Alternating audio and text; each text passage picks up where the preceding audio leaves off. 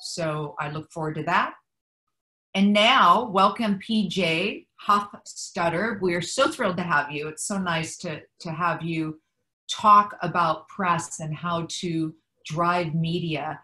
I'd like to do a little intro on you. PJ is a renowned agricultural and food business reporter with Reuters News. PJ and I met when she did an article for me for the Los Angeles Times, and it was an incredible article. Thank you to that.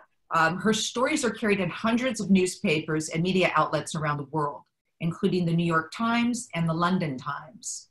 Prior to that, she was a national correspondent and the Midwest bureau chief for the Los Angeles Times, where I met her, where she covered a wide swath of stories ranging from Hurricane Katrina to a narrative series about the Great Recession.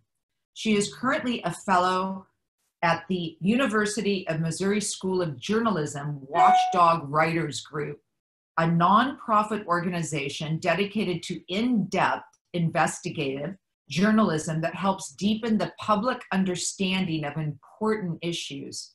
As part of the fellowship, she's writing a book about the farm debt crisis in rural America.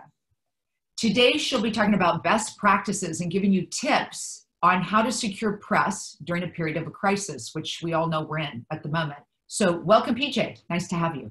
Nice to have you, or nice to be here. Thanks so much. Absolutely. So let's go to the slides, Jen, and we'll let PJ start. Okay, so I can see some people who are here and others I can't just because it's all on my screen. So apologies if I'm not waving to everybody. Like Lizanne said, I'm wanting to talk to you guys a little bit about Media 101. I get pitched. I've been a reporter for almost 30 years now, and I've been pitched well and I've been pitched terribly. And there's some basic things that entrepreneurs really need to know, and that's whether you're at the startup stage or if you've been in business for a number of years and are trying to be able to figure out, you know, how to get your message out and how to get the media to write about you. So number one is you need to know who your audience is that you want to talk to. Really, it's not so much just the audience of the reporter, but actually who is it that person is either writing for, or if it's TV broadcast, who is that audience? If it's a podcast, who's the listener? Same thing with radio, blog posts, things like that. You need to actually, if you know who your customer is, your end customer, then you can back into figuring out the kinds of places that they, you know, that they go to for news. Whether it's the magazines they read, the blog, the podcasts they read, they listen to, the media outlets they watch. You need to kind of understand that connection because it'll help you narrow down which media outlets that you need to try to be getting in touch with, okay? So once you know that, then you know which outlets you want to go to.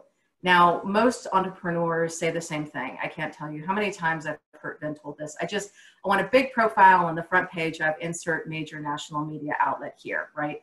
New York Times, Washington Post, Wall Street Journal, you know, for us, for Reuters. That's actually realistically not where you want to be because generally speaking, the front page is usually where there's big controversy, right? You really don't want to have, that's not really where you want to be. You want to find the outlets where you're going to have a lot more time and space to get your message across to that outlet's readers. So figure out your outlets. Once you figure out the outlet that you're wanting to target, then from there you start reading the outlet and that'll narrow down the reporters that you want to talk to.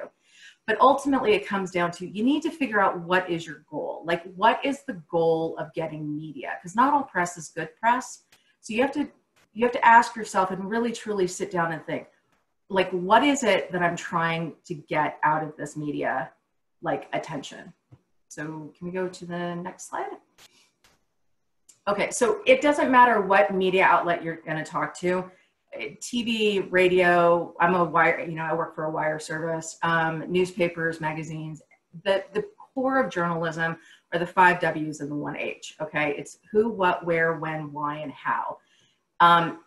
as a reporter, every reporter I know, it's a basic in journalism, you know, and when you're going to school for journalism or if you're learning on the job, this is the crux of what we ask ourselves before we want to talk to you. So if you're pitching us, you know, to reporters, hey, I want to talk to you, you want to talk to me, here's the reason why. These are some key things that you need to keep in mind when you're trying to structure your pitch or your outreach to a reporter or to an editor. So who is your story about? Is it about you? Is it about your company? Is it about your product? Is it about a broader trend that's happening? Like, what is it about? Like, literally, like, what is the point, right? Where is the story taking place? Is this happening on a localized level, meaning the thing you're trying to talk about is hyper niche, you know, like industry specific? Or is it regional specific? Are you launching a product within a certain geographical area? And so you want to talk about just that. When is it happening? Reporters always are looking for things that are newsy, things that are just happening now or about to happen. You know, it's what's known as a timely news hook. So keep that time element in mind. The why is the hardest part on pitching yourself or pitching your product or pitching your company. Why is what you're talking about different than anything else that I've written about, my media outlet has written about, other media outlets have written about? It doesn't always have to be unique, but it can be a key selling point to you and get a reporter's attention if you've got something that's truly, truly different, okay? And then finally, and a lot of times entrepreneurs really miss this, it's not so much about you or your company, it's really about what is it that you're talking about. Why is that important to the person who's going to be reading the story, okay? Like, what is it that you're going to be doing, the information you're giving, helping either the reporter or more importantly, their reader? Because that's something that we, as reporters, we weigh that when we're talking to sources. Because you guys would be sources, we are the reporter, the writer, our readers are our customer. Okay. Any questions? I guess we'll come to that later. Okay. The next is how to reach us. Sometimes it does feel like, especially nowadays, where, you know, the world of fake news and everybody, it's popular to hate reporters. We are still actually people, right? So, and I was just telling Lizanne before this call that I personally get between 1,500 and 2,000 emails a day, okay? At least half of those are pitches. Do I read them all? No, I would be saying that I skim them, okay? So email is okay, but we'll get to it. The best way to reach reporters is to find the reporter you want to talk to and find them on Twitter, okay? Every reporter I know, regardless of media outlet, is on Twitter. Almost, not all, but almost every reporter I know is also on LinkedIn. But Twitter and LinkedIn are the key ways of being able to get in touch, direct touch to a reporter, okay? You're not having to go through an editor. You're not, I mean, most reporters do not have assistants. We do all the work ourselves. But a lot of times in the Twitter profile, it'll have our email address on there. It'll have some sort of a work phone number on there. Most reporters take direct messages, so you can actually zap a message directly to the person. If you're going to use Twitter, though, I would say follow the reporter first for a while, see what they're working on, understand, don't just cold message, like start to slowly build a relationship on the medium with the reporter, like follow them, comment on some of the things that they're posting, actually read their stuff, understand the kinds of things that they're writing about. And that way you actually have a genuine human, you start developing a genuine human connection with the person so that when you are pitching, you are able to get kind of past the crowd a little bit, and the reporter is going to actually recognize your name a bit and take more time to be able to listen to what you're saying. Because for us, it's just a morass of information that we're all wading through every single minute of every single day, right? So being heard above that fray can be really challenging, but I'm telling you, Twitter is the way to go. Email, once you've got that, then you can follow up with emails. If you can't get any traction on Twitter, then I would send an email. The last one is snail mail, which I know everybody thinks is completely crazy, but here's the deal. So back in the day, because I've been doing this a long time, it used to be companies would spend a ton of money and create these beautiful, glossy, like snail mail packages of like a PR folder with like samples of the product. And I'm not kidding. I remember one company sent, it was something like 48 press releases, you know, in there, plus at that point it was CDs, like a CD of all sorts of imagery and all this other stuff. And there's a huge box. I mean, it must have cost them an absolute fortune, right? And 99% of that stuff just got thrown out. It was a complete waste of money. But it's gone the opposite way now. Like everything is virtual. All the pitching is virtual. Everything is digital. So if you actually get something like a snail mail, like an actual letter, like a written letter, not like a scary, like handwritten letter, but like a personal letter to a reporter, that's going to stand out because we don't get mail. Like we don't actually get snail mail anymore. We get email.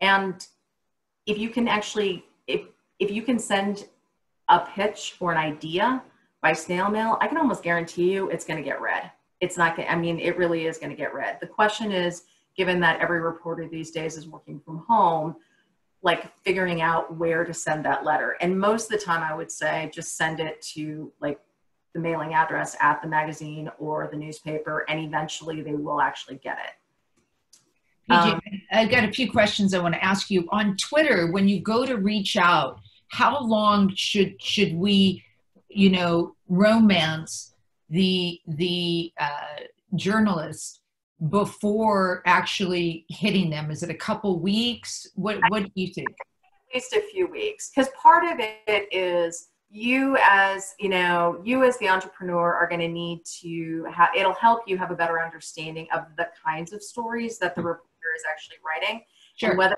that's actually a good fit for who you're comfortable talking to and having your name and your company's name in what they're writing about, right? So I would say, probably 3 to 4 weeks, somewhere in there, like just see what they're writing about, see what they're tweeting about, read the stories that you have to actually kind of research them almost like a potential, I don't want to say like a business partner, but like kind of almost like a mini product idea, right? Like go out, do some research and figure out, is this actually the person at the Wall Street Journal who I really like, I really want to talk to because I've got this idea and they cover X and it's like a perfect fit, or Wired Magazine or whatever? Or is this not like, it's going to become very clear, very quick within, I'd say 2 to 3 weeks, you're going to know whether or not it's going to be a good fit. Right. And I love the snail mail idea when we were talking yesterday, because, for me, I used to always research the buyers, right? I used to do my homework and who are they? Are they married? Are they not? Do they have kids? Where do they live? Just to really familiarize myself before I presented. So that was always a very important part of my homework. But I used to send small bouquets of flowers and put think bars in them. And I'd send them, I'd go to the actual florist, and I would have like a budget of $20, this is 30 years ago. And I'd put think thin bars in it, and we would deliver it to their desk. And it was one of the ways that got me in the door. Is they said, this is unique, this is interesting, right? And a lot of the women have great products. I mean, so putting together samples in the snail mail, do you think that that's something that would work also? Yeah, at this point, definitely. It really does. We get a lot of, you have to kind of watch it. So most media, okay, let me put it this way. Most legitimate media outlets have very clear lines in the sand on ethics of how much they can and cannot take for products, right? But so you're not going to want to send, there was, for example, a former editor of mine was connected in Chicago to the Italian embassy. And at Christmas every year, they would send over this, holiday gift box promoting all things Italian. And it was, no joke, it had to be a $2,000 gift box full of like high-end, everything, high-end luxury goods. And that all had to be you know, donated, right? So I don't anticipate that that would be what your folks would be doing, but just do understand, like, you know, a nice, cleverly packaged, you know, sample collection is a great idea. Isn't it amazing how we've gone full circle? It's unbelievable how everything goes full circle, right? So let's talk about LinkedIn for a moment, because I have heard that LinkedIn is supposed to be the next big business social media, you know, platform, and it's really building itself within having tools that you can either advertise yourself or, you know, be able to have certain newsletters or articles go out. Is there a specific way that the ladies could put together something on LinkedIn that can help really, you know, draw attention to journalists? That's a great idea. So there are ways on LinkedIn to be able to use hashtags, which when you're posting things, it's important to put some hashtags in. Not Instagram like stacking in hashtags where you have, like, some people say there should only be 3, some say none, some say 40. Like, you know, do the obvious ones, right? If you've got a, you know, Bath and Body Works company, then, you know, you'll have a company hashtag, right? Hashtag your company name, and then hashtag whatever it is that you really are wanting to try to drive traffic to. So, and I do think that I think that it's an under-tapped resource, because I know that myself and most reporters that I know, most of my friends work in major media, right? So they're at the New York Times, Wall Street Journal, Washington Post, CNN, ABC, like the networks. When you've done this for 30 years, you know, people. And we all use LinkedIn. Like, everybody uses LinkedIn. We use LinkedIn to find sources. You use LinkedIn to track, to be able to track trends at companies. One of the things that's kind of a journalism trick to figure out what's going on at a company is you can actually follow company news and hiring listings. So when a company starts listing, you know, oftentimes they'll start listing for job positions on LinkedIn before they'll actually publicly announce that something's going on. And so we can get kind of an inside hedge that way on what's actually happening in the inner workings of, say, a Microsoft or an Intel or a TikTok or whatever, right? So knowing that reporters are there, being able to post, I wouldn't say it have to be every day, but posting regularly, and the kinds of things that you would post would be both things that you guys are working on yourselves, but also things that are applying to your industry, right? Like, if there's, you know, so when PPP was an issue, right, and the issue of small businesses having a difficult time getting in, that would have been a perfect time to be posting links to stories about PPP, and then ahead of, you know, essentially above the link you're posting, explain maybe your own challenges, or why this is not helping, or how you have applied and you're running into this, you know, this hurdle. I mean, frame it however you want, but you can talk about your business and yourself and your successes as well as your challenges within a context of a bigger trend, and post that on LinkedIn and get media attention that way. Yes, see, that's great. That's great. And then we were talking earlier before we started, when you send an email, what is the subject line? Like, I was asking PJ, you guys, it's interesting because she gets, you know, 1,500 to 2,000 pitches a day, right? So what would she spends like 45 minutes a day going through just catching the ones that catch her eye, right? So in the subject line, you know, what would be the killer, like, I got to read this subject, right? And I think, not that we're coming up with that right now, but, you know, I think it's important to think through those, you know, going fishing, right, to have them read it, think through what would be a snappy way to get that reporter to open up that email, right? Yeah, there's one, you have to understand one thing about journalists is most journalists are both incredibly confident and yet at the same time are constantly a little bit insecure also, right? We find this weird balance because you're trying to be able to, if you're good, you're trying to do balanced stories. You write things, and it's kind of like creating, you know, your companies. You want people to read what you're writing. So usually, honestly, one of the simplest ways in for a subject line was, you know, I read your story on whatever and had a thought. And it's like, okay, because that's not a pitch. That's actually a reader reaction, okay? And reporters are going to open that up. Yeah, that's a good point. You're actually just involving yourself in the conversation with the reporter about what they're talking about, and then intertwining what you want to talk about with your product or something, right? Yep. Yeah. Okay. Okay. So next one. Okay. So I called up, as I told Liz Ann, I called up a friend of mine. Angie Mayer is she's a farm wife actually in Iowa. She started up this company called Sloan App. It's a student loan repayment app, and asked her if I could use her as a case study of what to do and what absolutely not to do. So she had hired, like most companies, she had hired a marketing company to help with the launch, and they wrote this press release. And her whole point was, and she sent it to me, and she's like, what do you think? And after I stopped laughing, and I rewrote it for her, I asked, you have to ask the question, right? Like, so what is it that you want? So she wanted to be able to reach business and technology press, right?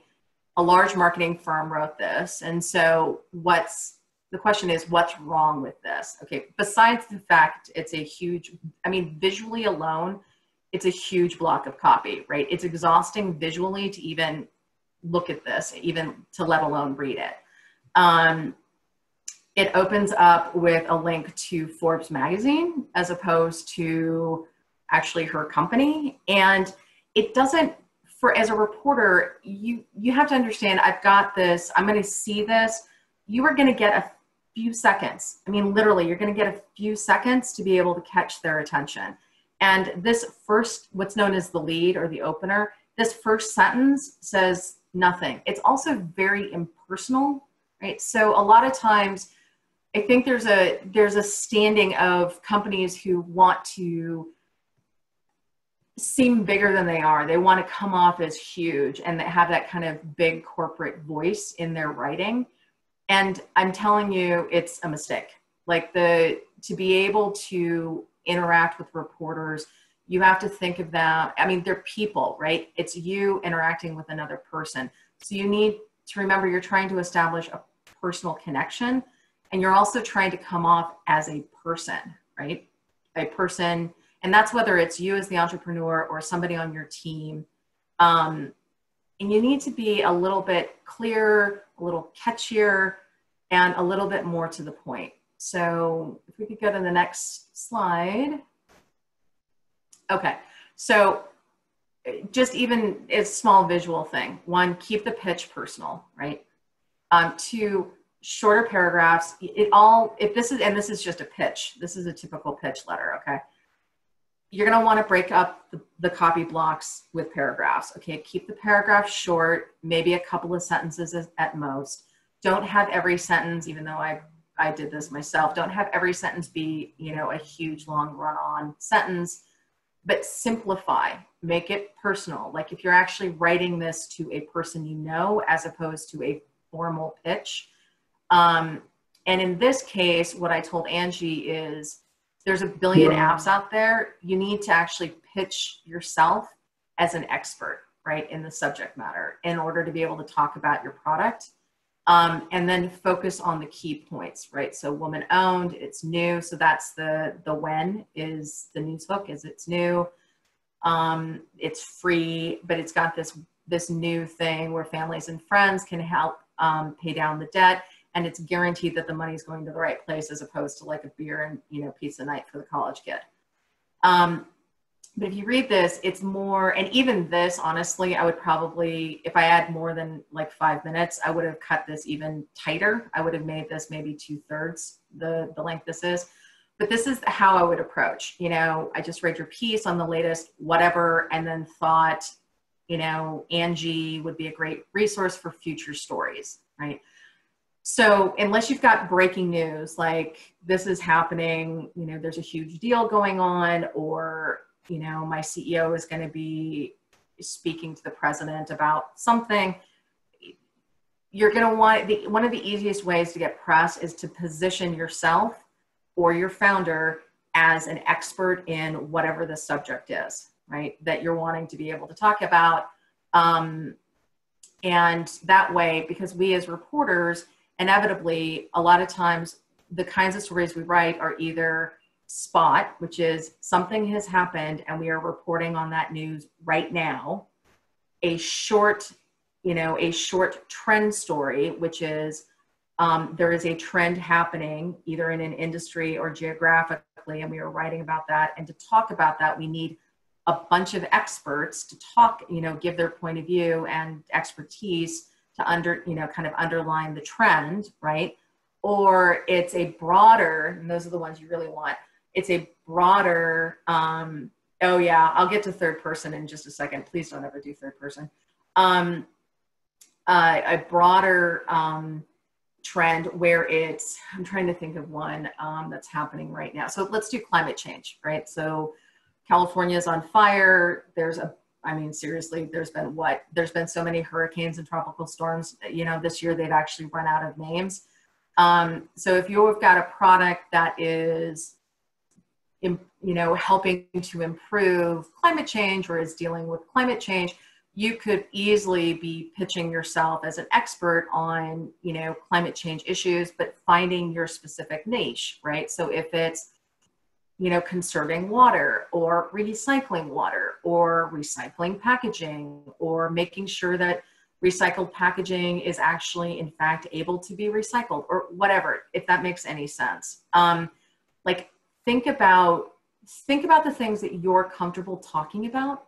Think about the things that you feel really passionate about and start positioning yourself as the expert, the touch point when reporters are looking for somebody to talk about that subject, and they'll start coming to you to talk. So let me ask you, PJ, it's been a crazy year, especially with the pandemic, right? And, you know, working from home. And so a lot of the women, we're doing it ourselves, right? We're reaching out to people like you directly. That's not a problem, right? It's more that the CEO actually reaches out than one of the employees. It's a good thing, right? Yeah, no, I think it's actually a good thing. And I'm sorry, I'm trying to pull up the chat to see what referring yourself to the company in the third person or first person.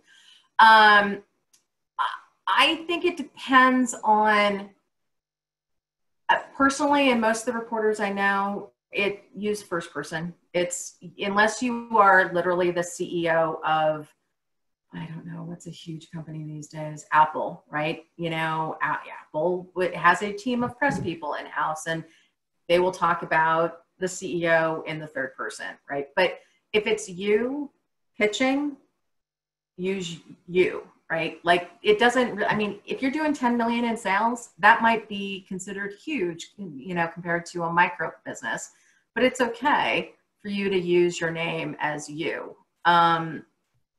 There's a lot of appeal. There's a lot of appeal to reporters talking to small companies, right? Especially in the wake of the pandemic and the destruction, economic destruction that has happened to the small business community in the United States. So some media outlets will find a balance. So like Reuters is a financial news service, even though we do international and national news also. Bloomberg, the Wall Street Journal, we tend to focus on publicly traded companies, but honestly, increasingly, we're quoting people from privately held companies. And it's just because there's so many out there. So it's better to use first person. It's better to come across as a human and not like some massive corporation. Right, right. And people are actually looking at small businesses right now over large businesses. So to keep it real, that's really positive. And then what about the calendar? When you think about, we have the elections coming up, right? It's usually quiet in fourth quarter, but you know, this could be the best time to start going on Twitter and starting a conversation, right? And then moving into something more for next year. Would that be in December or would that be January? How do you think about the calendar?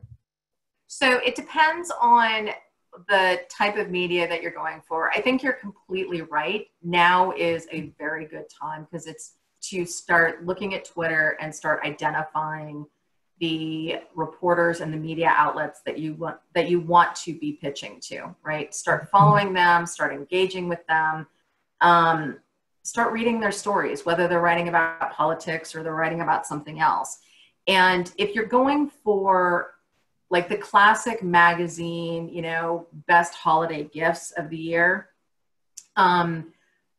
those glossy magazines tend to have anywhere from a 3 to 6 month lead time for their books, meaning their magazines. And so a lot of bigger magazines, you know, the big glossies, the Vogues, the Elle's, the Martha Stewart's, I don't even know who's out anymore because there's been such a consolidation of magazines. But most of those guys are talking holidays. That's June, July, August, right? They've got stuff locked in by then. So if you're starting to approach magazines now, you would be approaching them for like New Year's Eve, Valentine's Day, you know, starting to think about St. Patrick's Day, you know, things like, you know, that New Year's resolutions, that's that kind of, my guess is that New Year's resolutions is probably going to be something that is going to be really important because people are going to be very likely still caught up in the chaos of this election, you know, so something new, something fresh. For the calendar for like breaking digital media, things like that, they tend to have a shorter window, not always, but most of them have a much shorter calendar window. So you could be pitching now for holidays to them. We're past back to school, but now would be election issues, post-election issues, you know, kind of taking care of how to take care of yourself as the pandemic is coming back, supply chain issues that are inevitably going to be starting to come up, you know, those kinds of things. So you'd be thinking about stories for like November, maybe December for newspapers and for TV and for like electronics. So whether wire service. So wire service would be Reuters, Agence France Presse, and Associated Press. And then our stuff gets picked up and run in newspapers and on TV stations and websites all over. If you're going to go for podcasts, which I truly do, ask magazines for their editorial calendars. I agree. I think it's really super important to understand what editorial calendars are for magazines because they do map that stuff out. They map that stuff out enormously in advance. I do think that one of the most overlooked, although increasingly it's kind of coming to the forefront, media outlets to pitch would be podcasts. While everybody's been stuck at home, podcasts are taking off like crazy. And podcasters need content. And a lot of times what happens is you can get onto a podcast and they will talk to you for a half an hour. It's all about you. It's all about what you think. It's literally like, it's just you. So, yeah. You know what I like about podcasts too, is you can actually cut it up into social media bites that you can use for yourself. So it's content, not just, you know, about you or about your business, but it's also content that you can use as you move forward in your pitching for weeks to come, right? Absolutely. And it doesn't hurt your SEO for your site because usually the media outlets on podcasts will link to your site. Always ask to put a link on their page that's both on the app as well as on they'll inevitably have a website. Make sure that there's a link to your company page because it's not a huge bump, but every little media bump helps to be able to raise you up on whatever your terms are that you're wanting SEO to be searching for you, you know? Right.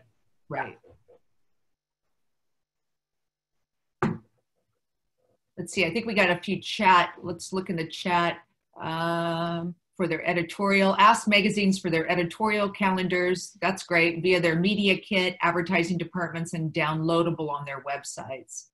Right. And if you're looking to get into digital gift guides, most publications are requiring affiliate links. Here's a good question. What is the right point in your company to hire a PR person? Oh, that is an excellent question. Danielle. Oh, Danielle, that's an excellent question. So I think, so here's my view on PR companies and PR people, okay? There's a time to go with a big PR company, and usually I would say that's a crisis PR company, and hopefully none of your companies will ever need a crisis PR company, because that's usually the very expensive group of people who inevitably are former investigative reporters who come in and help spin whatever bad news is happening in your world, okay? When you're talking about hiring a PR person in-house, I think the question you have to ask is, one, can you afford it, right? Two, is this going to be a person that's just going to be doing PR and press for you? Or are they also going to be doing social media management for you? Or or is it both?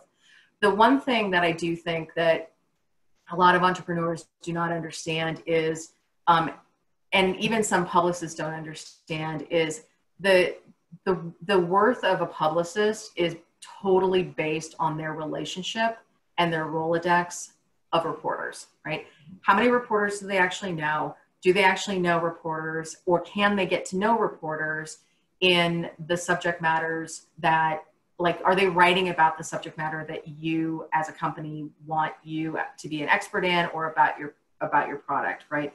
There's a billion PR companies out there. There's a billion people on Fiverr apparently that like will get your, handle your PR for no money. That's a waste of money and it's a waste of time. You need to have somebody who, you bring someone in when you can afford it and you no longer can actually do it yourself, okay? You don't have time.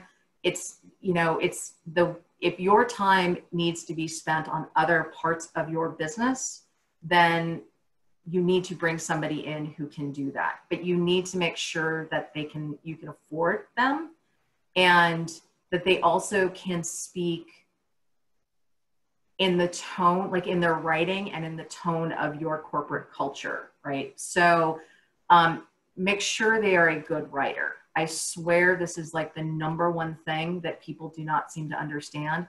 Publicists who send out, emails or press releases that are filled with typos, you're gonna get sent direct to spam. Honestly, I mean that seriously. It's tragic, but it's true, because there's such a flood of pitching that happens, right? Make sure that they know what they're doing. Make sure they're checking spell check, or doing spell check before they send something. Make sure they actually check that the reporter they're pitching to, like my byline is PJ Huffstutter. I write, my legal name is Patricia Huffstutter. I can't tell you the number of times I've gotten pitched, "Dear Mr. Huffstutter," and my reply inevitably is, "That's my ex-husband. He works for an ad agency in California. Haven't talked in 20 years." Right? So you need to, and that's just a dumb thing that if they had gone onto Twitter, they would see my photo is female. If they had gone onto LinkedIn, they would have known that I'm female. Like, it's just, know that they're actually going to do their job well and spend your money well. And also I would say, gauge your expectations to what kind of press they can actually get you right off the bat, right? Don't expect them to, within the first week or two, get you on the front page of whatever magazine or newspaper you've always dreamed of being on. Like, they're just not. They're just not. Yeah. Yeah. All right. Just to piggyback off that question, I feel like it's easier to just ask live, but a lot of startups, hi, thanks so much. A lot of startups can't afford, the experienced PR people who have been doing it for 10, 15 years, and they want to hire someone who's, straight out of their first agency job and starting out on their own.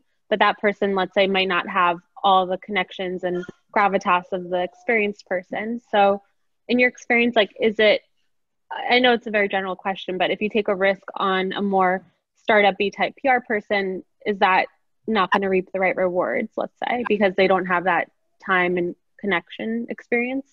I would actually give a startup person more of a chance, frankly, because they're going to work harder. In theory, they're going to work harder for you, right? I would even look at like graduate student folks that are trying to get, you know, some life experience, some work experience before they go work for an agency, and get a foot in the door. You can, I mean, I'm not saying underpay people. People should be paid what they're worth, but it's okay to pay somebody, you know, a decent, not great, but a decent wage that you can actually afford, but then they learn with you, they build up with you, and they may understand and have time to be able to handle the social media aspect also. I really do feel like that the tie over between social media and traditional media, like there is some blurring that happens, because things like Instagram and LinkedIn, oh, hey, Shellyanne. I think it's important to understand though what each person can bring, right? And you have to be really clear in your head, what is it that you really need, right? So if you can't afford some, you know, and there are, look, I've got friends that are in PR, like one of my dearest friends was a publicist for big tech companies for a very long time. And she's amazing. Like she was so tapped in. She was tapped in politically, you know, in media. I mean, she was, her Rolodex was something people dream of having, right? But if you can't afford that, that's okay, right? Just make sure that your expectations are clear about what is it that you want, and that the mix is right between the person that you're hiring and like what you actually want. Does that make any sense? I don't know if that's helpful. I don't know. Yeah, it's very helpful. Everything you're saying is helpful. Let's go to the all press is good press, because I think this is really important. We talked about this yesterday about the Oprah Winfrey like ticket, right? And what happens if you're not prepared when something dominoes into quite a large piece of press for yourself. Right. So this is a longstanding, it's a longstanding saying in my industry, which is all press is good press. And that's just not true. That's just 100% not true.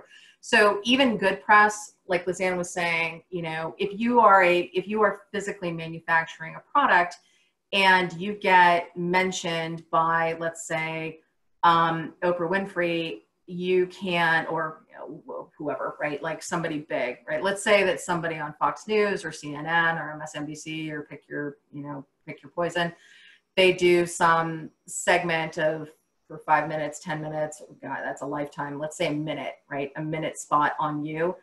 And it goes crazy and you can't fulfill the flood of orders, or your website, your server's not prepared and your site goes down. Like that is a bad thing, right? That you have to make sure that you're finding that balance between, or be prepared that if you are going to be featured somewhere, that you are prepared somehow for the potential huge onslaught of business, which is great as long as you can actually handle it. It also can be terrible if you don't focus your message, right? So if you don't do at least some practicing, I'm a big advocate of doing some basic media training. So like one of the things I told Lisanne is I've done some media training for friends of mine who have companies, and you should practice before an interview. You should practice. Like you can always ask the reporter, you know, hey, can you throw me some questions? You might want to be, you know, asking just so I'm prepped. They're not going to tell you everything. They're not. Like our job is to get people to relax and talk in quotes so that we can actually use the quote, as opposed to yammering on endlessly and all over the place. If you focus your message of what you're trying to say, then you will be heard and you won't miss the opportunity of the media, you know, kind of the media attention. If you just kind of are all over the place and you don't actually give a quote that's usable, then it's very likely that you will have spent the time talking to the reporter, done all the work to get on the phone with them or on Zoom, and then not actually be quoted because you didn't give them a quote they could use, if that makes sense. And then the other, it goes back to making sure you know who your reporter is that you're talking to.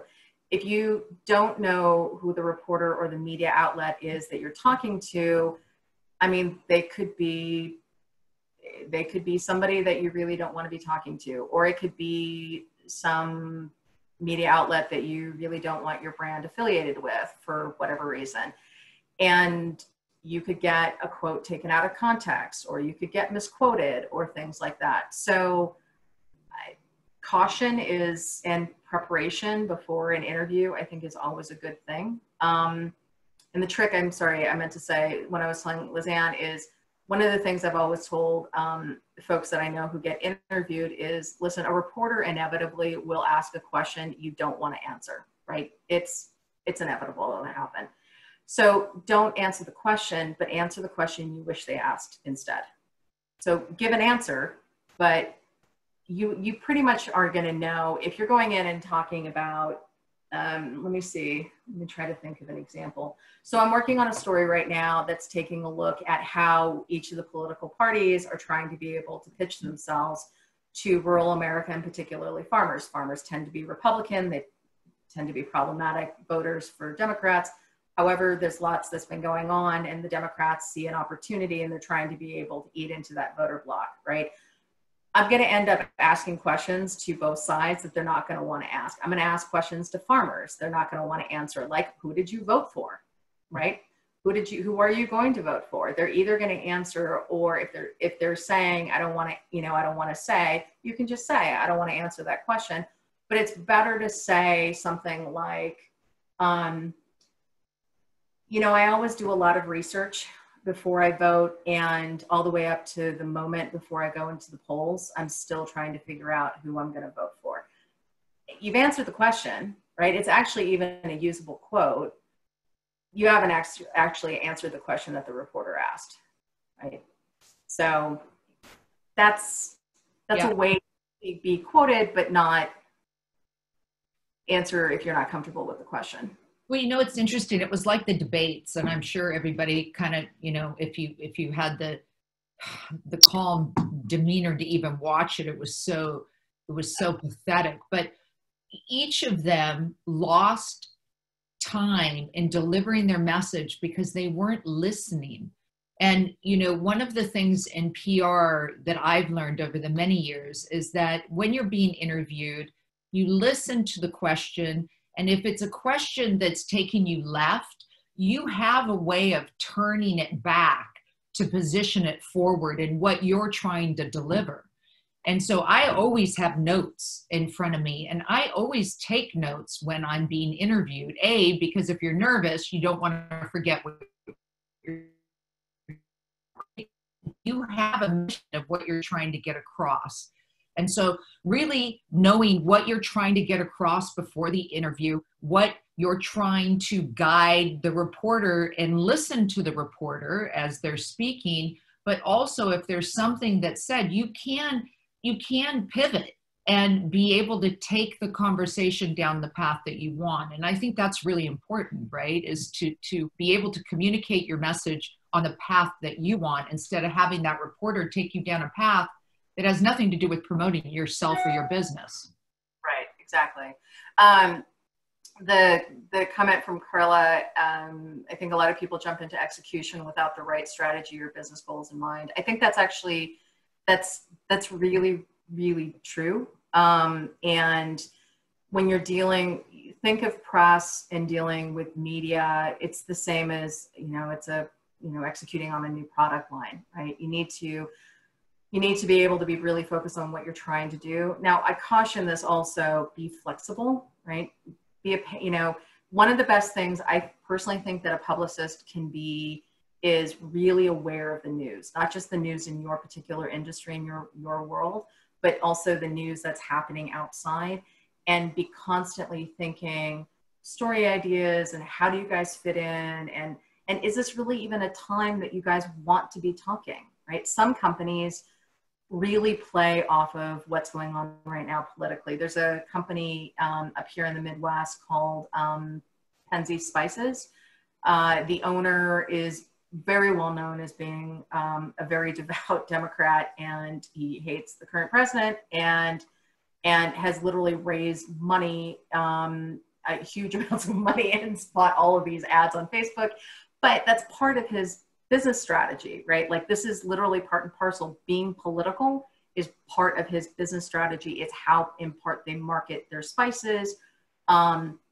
It's really kind of a thing for them. He has a sister who owns the Spice House here in Chicago.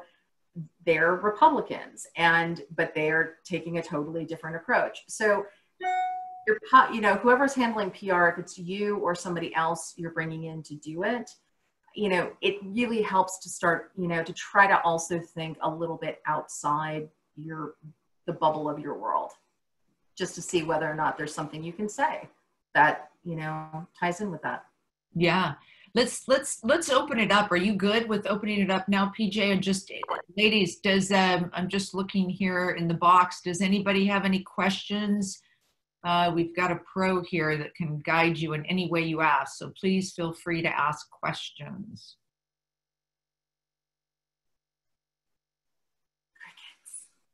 Let's see what it says in here. I'll ask a question, PJ. Hi, my name is Carla. I've been very vocal in the chat, and I've worked in PR for over 17 years now, and I currently have my own consulting agency. This is my second time around doing that. But a trend that I have noticed, especially with more strategic and thoughtful storytelling, is exclusives. I am not a PR person that's going to blast a whole bunch of pitches out to a bunch of reporters. I feel that earned media really is more, to your point, relational.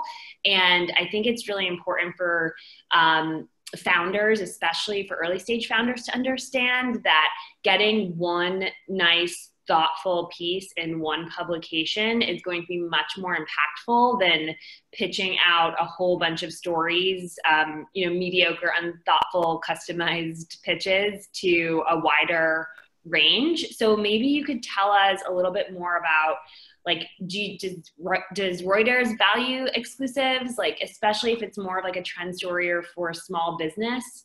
Anyway, so I just thought that could be interesting to hear your perspective on.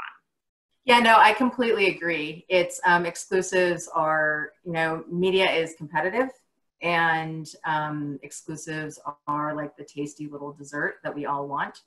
And the more desserts, the better. So exclusives are really, really great. So yes, exclusive is the key word that we will always respond to. You're right, though, also about one thoughtful piece and the ripple effects, because what happens is if there is one thoughtful piece, reporters read other reporters. And what happens is if you land one piece, inevitably there will be other media that will essentially follow the leader.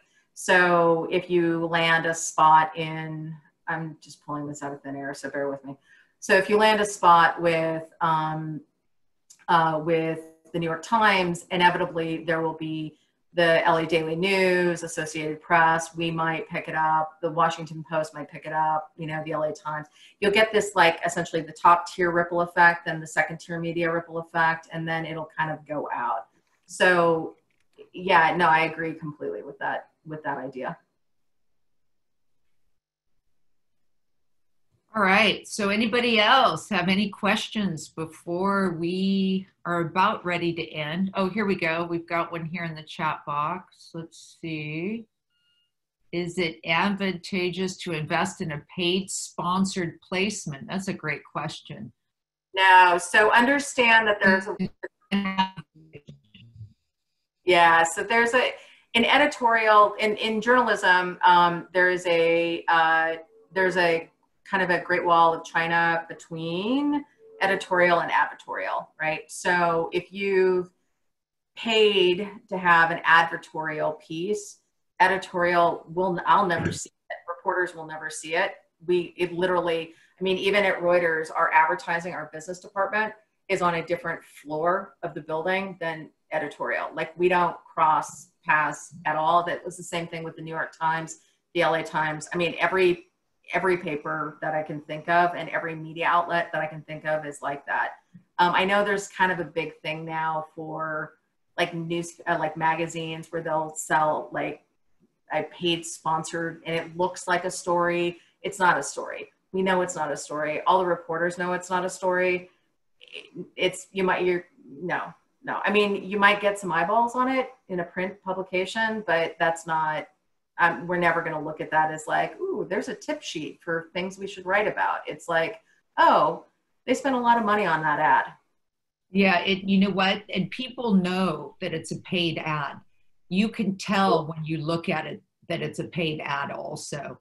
So it's one of those things that, you know, as long as you know going in that you'll get the impression of the visual in the print, but it does state that it is a paid ad somewhere on the page by law. It has to have that. So that's a big deal, right? Yeah. Great. One other question, I guess. I do a lot of speaking at industry conferences for our specific, you know, industry, which is private equity, private credit, M&A. So how does that play into this whole discussion? I mean, I'm presuming it's a really good thing, you know, but how do you foray that into more coverage, if you will? Well, we at Reuters are always interested in talking to M&A people. I can introduce you to all of our M&A team. Are you saying like do the public speech and then kind of getting placed as an expert or a source with reporters on stories or what?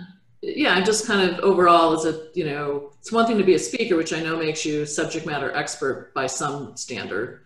But just going and speaking is one thing. Taking that and making something of it beyond that for your firm or your own brand, as the case may be, most importantly the firm, and whether it's being quoted, you know, in articles or getting coverage on what's happening at your particular firm, what have you. It's just converting all that, I guess, to more PR and media coverage. So the thing that you would want to do, this one's actually kind of that's an easy explanation. So you are definitely going to want to find, you can do searches on Twitter for M&A, like literally M&A, or M+A, or mergers and acquisitions at whatever media outlets you're wanting to get connected to. I mean, you could email me and I can connect you to our investment team. We've got a whole team in New York. All they do is M&A. They talk to investment bankers and folks like that all the time. But yeah, those are the reporters that you would be looking for. Or what's the subject matter? Like what's the industry that your firm typically deals with? Is it like tech or is it what kind of deals? It's lower middle market buyouts. We provide all the financing and some equity co-investments. So we're involved in the whole M&A field through buyouts and partnering with private equity. Right. I own the fund. We have a $500 million fund. Right. So it would be those reporters. If you're working on a deal in a particular segment, let's say it's so I'm an ag reporter. I tend to do more of the big industry stuff and the big investigative stuff. So, but I cover like ADM and Bunge and Cargill. So if it was something on like a big an ABCD company, you would reach out to me. If it's a meat company, it would be Tom Polancic. It would be two things. You'd be looking for reporters that are in like literally on the merger and acquisition teams. So mostly in the business press, and then also the reporters who cover the subject matter, like what are known as companies reporters, right? So if it's a retail deal then it would be, a retail reporter. Twitter and LinkedIn are really going to be your best bets for finding the people that you want to connect with. And I can absolutely positively guarantee you that, I mean this in all seriousness, Reuters would be happy to cultivate you as a source. There is absolutely no way. I've got a group of M&A guys and one female M&A person who I value enormously. And even half the time I can't quote them, but you build a relationship with them to know when you can be quoted, and like when you're just giving kind of off the record directional, like I'm hearing this buzz. No, that's completely wrong. You need to look in a different direction, right? And that's how you build those relationships with those reporters, and then leverage your public speaking to get essentially you or your firm highlighted in press. All right, so we've got 2 more questions and then we're going to call it a day. We've got Adele. Does it help to reference press you've received and include a press kit when reaching out? Attachments tend to get flat. Like, I know for myself and friends of mine at Bloomberg and the Journal, attachments a lot of times get flagged in our spam folders. So I wouldn't do that. You might put a link to a press kit that might be in like a Dropbox or somewhere on the cloud that you could click on and then open. Mentioning past press coverage, absolutely. Particularly if you're pitching to the place where the press coverage was at. If you're pitching a story, so one thing, like, I'll use me as an example. If a story was, if you guys did a story with the Wall Street Journal, who we consider, or Bloomberg, which we consider direct competition, and you're pitching the same story to us kind of as like an also ran, I can guarantee, and we're not going to want to do it unless it's something that's huge and big and breaking, like some huge deal or criminal charges or something that you're probably not going to want to talk about anyway. But if it's, my CEO has been, oh, thanks, Jerry, I'll write that down. If it's something where it's at, sorry guys,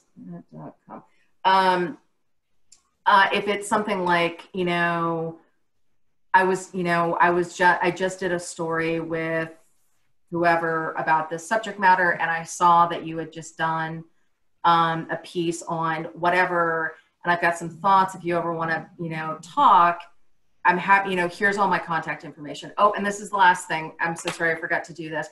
If a reporter reaches out and says, I'd like to talk to you, I'm on a tight deadline. Yeah. You have to respond. Even if it's, I'm so sorry, I can't. Like, speed is of the essence these days. I am truly sorry about that, but it really is. Things break and they move really, really fast, and that opportunity could be very small.